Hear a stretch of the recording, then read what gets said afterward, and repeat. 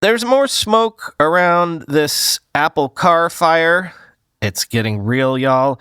Bloomberg is reporting that Apple is planning a $3.6 billion investment in South Korean carmaker Kia, that it may sign a deal with Kia as soon as February 17th, and the plan is to begin manufacturing cars in Georgia as early as 2024, with an initial target of producing 100,000 cars a year.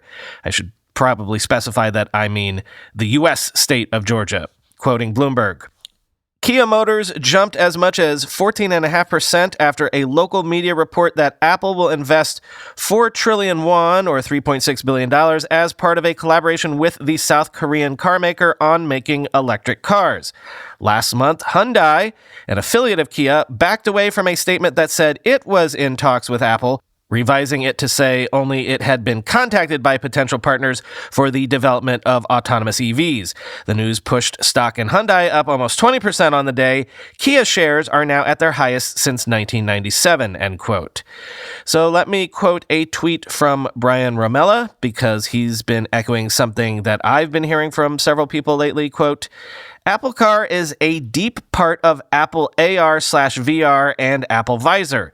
These are all linked technologies that connect to the new Apple Silicon 100 processor wafer systems devolved for Apple Car. Big moves ahead for Apple, end quote.